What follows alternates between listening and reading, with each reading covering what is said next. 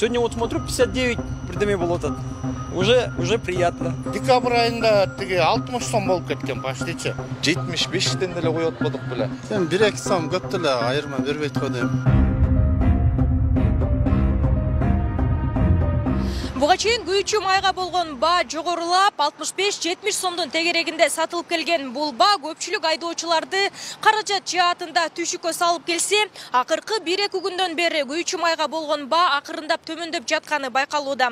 Күйүүчү майга болгон баанын төмөндөсү көпчүлүк айдоочуларга жакшы жаңылык жараткандай, албетте мындай көрүнүш башка азык-түлүктөрдүн дагы арзандоосуна мүмкүнчүлүк жаратат деген божомолдор бар. Май коюучу жайларда көрсөтүлүп жаткан баалар көпчүлүк айдоочулардын түйшүгүн жеңилдетип жаткандай. Көпчүлүгү такси кызматында жүрсө, айрымдарынын кызматтык жумушу унаасыз бүтпөйт. Алар акырындык менен түшүп жаткан күйүүчү майдын баасы элдин капчыгына бир топ жеңил болоорун билдирип жатышат. 64 сом болчу, потом 62ге түштү. Сегодня вот смотрю 59 бірдеме болуп атат.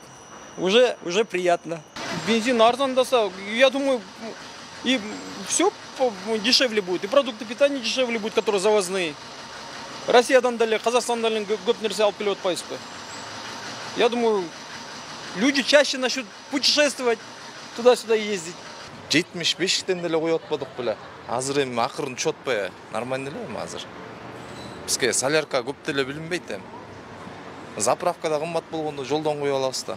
Сен 1-2 сом көп деле айырма бербейт го дейм. Көп деле айырма бербейт го дейм. Жакшы болмок.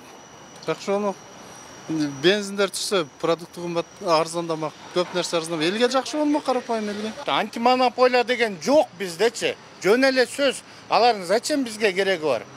Аларга акча төлөп, бюджеттен акча кетирип, эметкенден көрө ошолор жок кылып эле антимонополияны. Мындай өзү калаганда иштей берсин. Күйүүчү майлоочу майга болгон баанын төмөндөп жатышы Орусиядагы компаниялар мунайзаттын дөң баасын сезондук арзандатканы себеп болууда. Мындай абал туруктуу кармалып турса, ушул жылдын февраль айынан тарта дагы 3-4 сомго чейин арзандашы мүмкүн. Бирок бул убактылуу гана деп бааланып жатат. Жагдай боюнча Кыргызстандын нефтетрейдерлер ассоциациясынын президенти Канат Ишанов маалымат берди.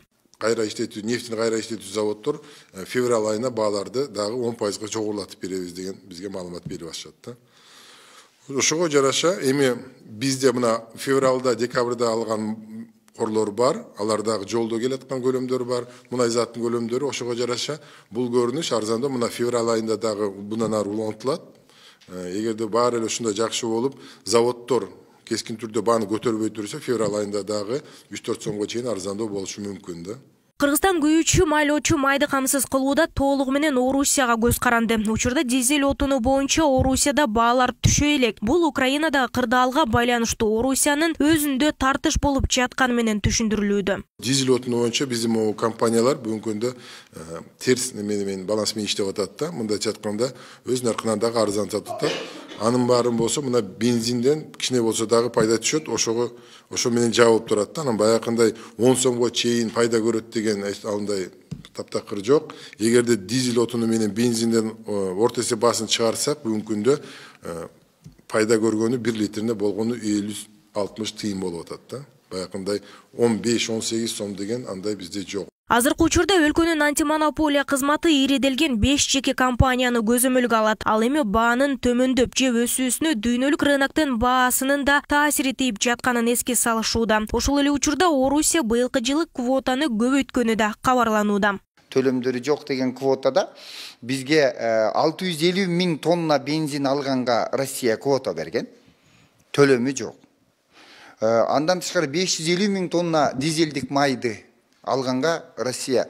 Ошол эле 1 жыл мурун тегиниси 100 000, тегиниси 100 000, 200 000 аз болчу. Азыр Кыргызстанга 100 000 бензинге 100 000 дизелдик отунга дагы квотаны Россия көбөйттү. Ошонун баары бизде бааны азайтууга алып келип атат. Белгилиси Кыргызстанда 1 жылда 1,5 миллион тонна күйүүчү майлоочу майды керектейт. Кыргызстандык компаниялар Орусиядагы заводдордон 2020 жылы бензиндин тоннасын $300 алса, 2021 жылы $700, 2022 жылы $790-800 тегерегинде сатып алып жатышкан. Дизель отунунун тоннасы 2020 жылы 350-360 $560 болсо, 2021 жылы $600, 2022 жылы орточо $800 келип жаткан. Учурда бензиндин A95 үлгүсү 64 сом 25 тыйындан, A92 үлгүсү 58 сом 83 тыйын, A80 үлгүсү 55 сом 80 тыйындан сатылууда. Дизелдин баасы көтөрүлүп 74 сом 80 тыйындан бааланып жатат. Бул орточо баалар. Май куюучу жайлардын жайгашкан жерине карата айырмачылыктар чыга берет.